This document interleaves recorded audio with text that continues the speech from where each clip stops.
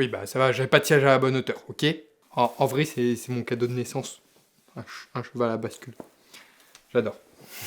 Ok, alors, j'avais pas prévu de faire une vidéo là-dessus à la base, mais la force des choses oblige. Comme je vous l'avais dit dans une vidéo précédente, je suis allé au 3-6 Longboard Open. Et bah c'était bien de la merde. Ok, je déconne, c'était de la balle.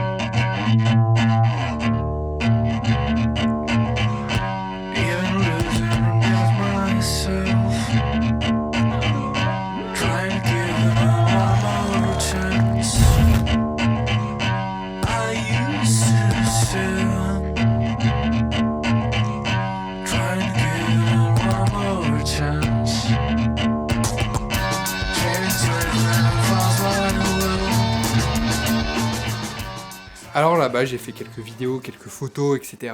Mais je n'ai pas vlogué. Et ce pour deux raisons. La première, c'est qu'à chaque fois que je vais à un événement, je passe beaucoup de temps et de concentration à filmer.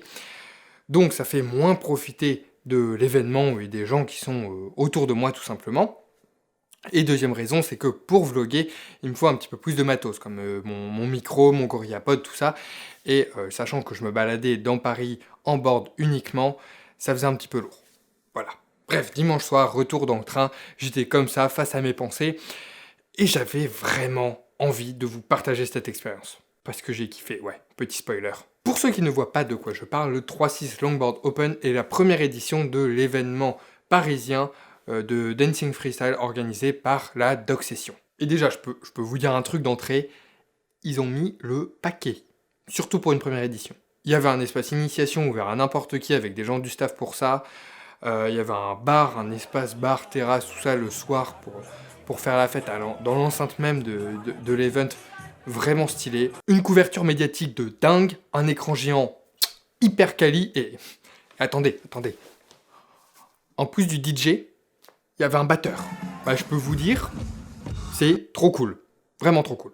Donc franchement, bravo à eux. Et s'il y en a qui regardent cette vidéo parmi eux, merci pour vous être autant investi pour donner un événement aussi quali. Franchement. En vrai, c'est cool de parler comme ça, mais j'irais bien faire une petite session de dancing en même temps, finalement. Pas prévu, mais ça me chauffe bien. Le sol est complètement trempé. Il a plu pendant que je tournais. Dès que ça sèche un peu, on y va. Et je pense que ce qu'on va faire, c'est que je vais juste m'entraîner à rentrer mon no comply big spin. Mon fucking no comply big spin, parce que je l'ai perdu. Je l'ai perdu, ça me frustre. J'ai fait un game of skate avec un pote, Chris, et j'ai pas pu le rentrer. Une seule fois. C'est frustrant. Donc on va aller faire une petite session de freestyle, juste attendre le temps que ça sèche. Et je vais finir de vous raconter l'événement. Ouais, on va faire ça.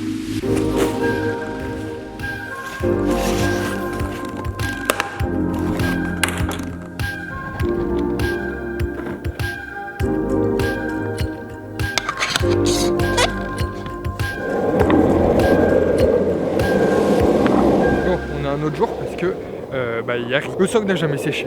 En vrai, la météo est trop chaude en ce moment. On alterne entre canicule et on sky nos races. Alors, quant à l'organisation de l'event, on est sur du assez classique. C'est-à-dire, on commence par du non-sponsor samedi avec non-sponsor mec, non-sponsor fille. Il y avait le hippie jump aussi. Et le dimanche, c'était du lourd, c'était le sponsor mec et sponsor fille. Bien que en non-sponsor, franchement du lourd, je trouve. Un peu comme au So You Can, même organisation, classique. Ah oui, et petite anecdote un petit peu fun. J'ai passé pas mal de temps avec les gens du Woodwings parce qu'il y avait des gens notamment de la semaine 1 du Woodwings. Et en fait, le soir, genre je sais pas, il était 21h30, ça se finissait à 20h environ. On voulait manger, sauf qu'en fait, il n'y a rien à manger le soir sur place.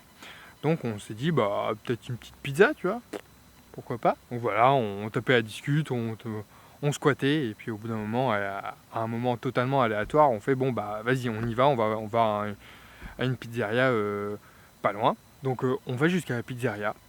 Elle était totalement vide, genre vraiment vide. Il y avait 2 ou 3 membres du personnel. Tu voyais qu'ils passaient une soirée un petit peu chill. Et là on rentre, on réfléchit à notre pizza. Bon, on était 8, donc ça a pris un petit moment de choisir.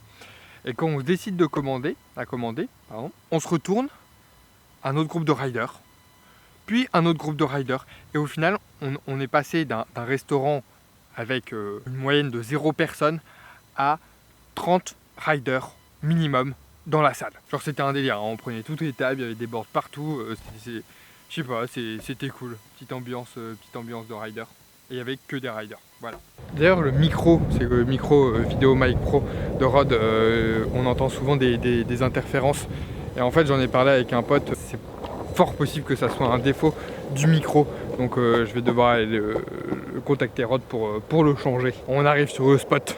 On va pouvoir lâcher nos meilleurs Faki Big Spin, nos comply Big Spin. Faki, no comply Big Spin. On n'est pas encore au Big Spin. Faudrait que j'apprenne le Big Spin. J'y arrive pas. Ah. Ok, vous savez quoi? On va même pas s'échauffer. Déjà parce que j'ai pas beaucoup de temps en fait. Parce qu'il va bientôt flotter, je pense. On va même pas s'échauffer et on va faire que des Faki no comply Big Spin. Je ne lâcherai pas un seul autre trick de la session. Si j'oublie pas. Ok, donc on va faire une comply Big Spin et on va essayer de se concentrer pour comprendre pourquoi il passe pas. Ok.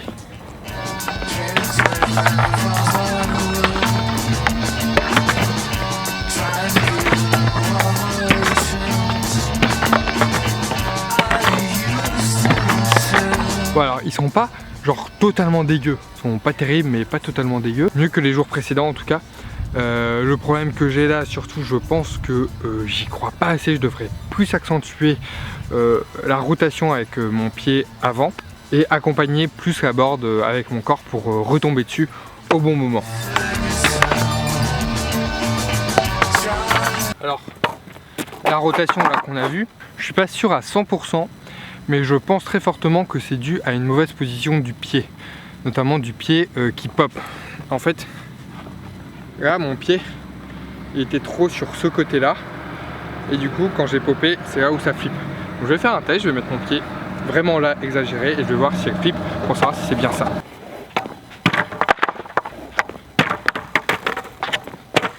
Alors ça n'a pas l'air d'être ça, donc honnêtement je sais pas pourquoi des fois elle flippe. En tout cas je trouve que c'est une bonne chose d'essayer de mal faire le trick, genre volontairement avoir une mauvaise position du pied, faire un pop différent, tout ça, pour comprendre pourquoi ça passe pas, quelles actions ont quelles conséquences.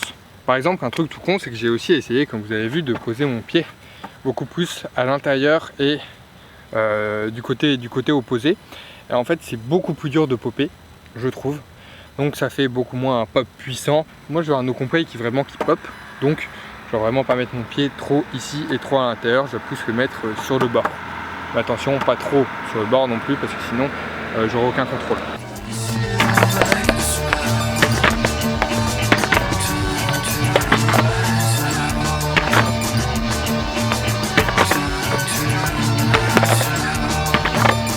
Alors il était dégueu hein, le dernier celui-là, mais au moins ça prouve bien un truc, c'est que c'est vraiment la position du pied arrière qui va changer la rotation de la planche. Et là j'ai mis mon pied beaucoup plus ici que ici et on voit que la planche reste beaucoup plus plate. Et je pense que c'est un défaut que j'avais. Il y a beaucoup de tricks où je mets mon pied, mes orteils vraiment au centre. Et là si je les mets ici ça me marche beaucoup mieux.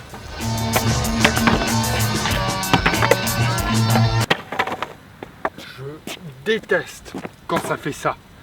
C'est le pire truc. Ok, là on va faire un nouveau test. Ça va avoir un petit peu de soleil.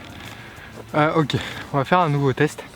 C'est que je vais mettre ma jambe arrière ici, sur la partie supérieure de la board, donc qui sera derrière, que je ferai en Faki, et je vais refaire Faki Big Spin, donc on voit Big Spin, mais avec mon pied sur cette partie là, beaucoup plus proche, pour voir comment la board elle se comporte, et pour essayer de voir s'il y a une meilleure position que de la mettre simplement au milieu ici comme je fais.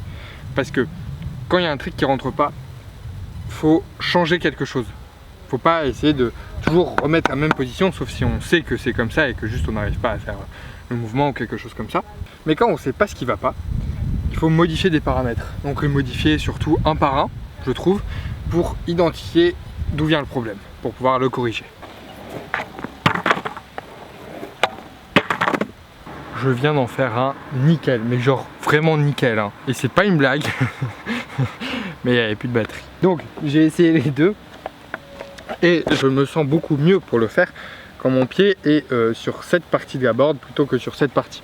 En fait, sur cette partie, c'est beaucoup plus dur, je trouve, d'avoir un pop puissant, ce qui est logique. Hein. Si vous essayez, hein, si vous mettez vos deux pieds très très proches, ça va avoir un pop beaucoup plus dynamique. Je pense que c'est environ ici, donc pas tout à fait au milieu, un peu décalé.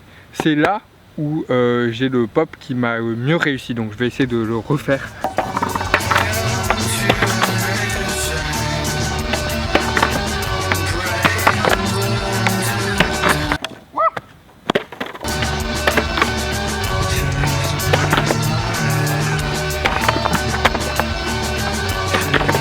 Que je vous explique. Ce que j'ai fait en fait, c'est que je me suis dit, c'est quand même chiant parce que même quand je l'ai passé à peu près ou quoi, j'étais à l'arrêt. En gros, je finissais mon trick, arrêt. Donc je me suis dit, je vais prendre plus de vitesse. Donc j'ai pris plus de vitesse avec la même position, tout ça. Et sauf qu'avec plus de vitesse, j'avais beaucoup moins de contrôle. Donc, ce que j'ai fait pour changer ça, c'est que j'ai sacrifié un petit peu de pop pour avoir plus de contrôle. Donc j'ai remis mon pied plus au centre. Là, ça passait. Là, j'avais à la fois le contrôle et le pop, en gros ce qu'il fallait. Donc ça montre bien un truc, c'est que votre position des pieds, votre mouvement de corps, tout ça, ça doit prendre en compte tous les facteurs en fait. Il n'y a pas juste, ok ça doit être comme ça, ça doit être comme ça, ça doit être comme ça. C'est ça doit être comme ça avec tous ces autres paramètres comme ça, ça doit être comme ça avec tous ces autres paramètres comme ça, etc.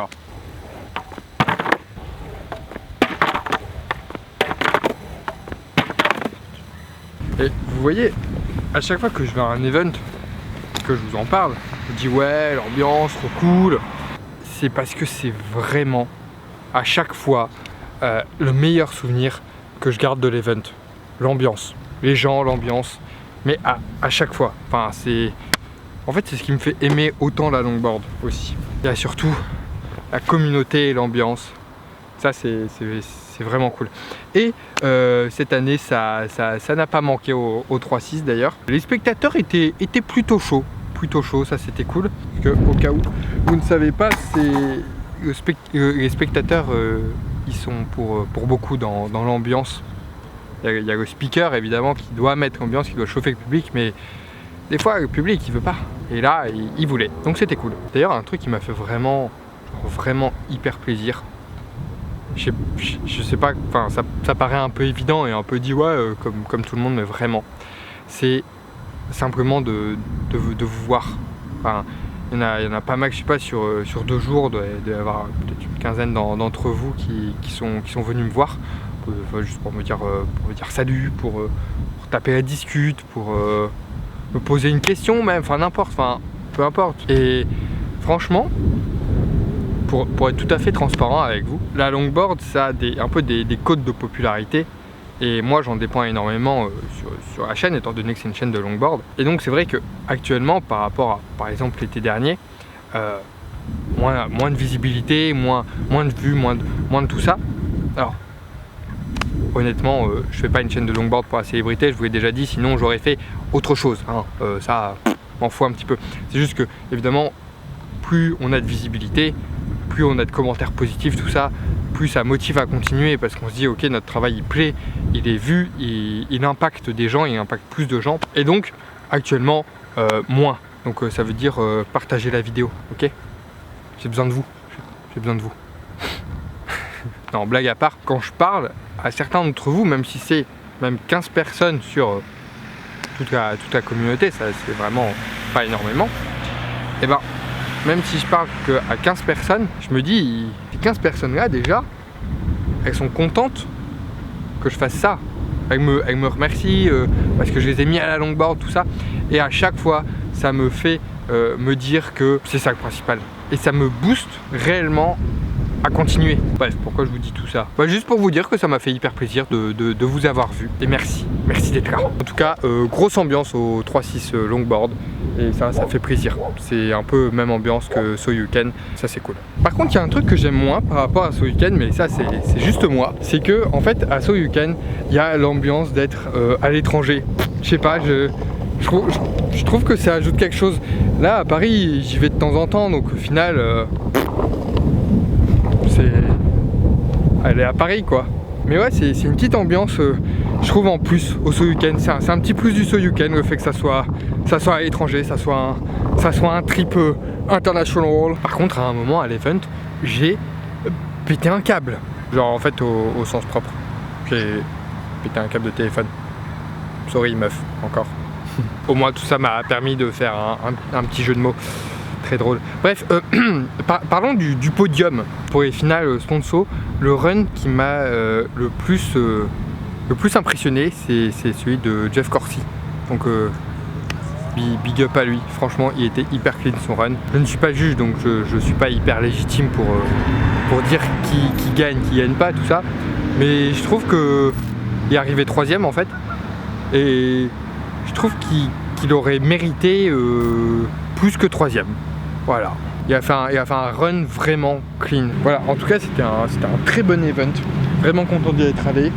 Félicitations à tous les participants et à l'organisation. Genre vraiment, big up à vous. Et ça a été un grand plaisir de vous voir. Et pour la session, bah écoutez, on a progressé sur le Big Spin.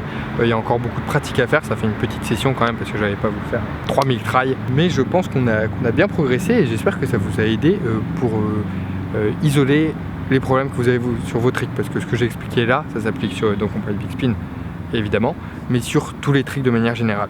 En tout cas, à défaut de vous avoir aidé, si vous n'êtes pas du tout intéressé par le freestyle, j'espère que ça vous aura quand même plu et je vous souhaite un bon ride.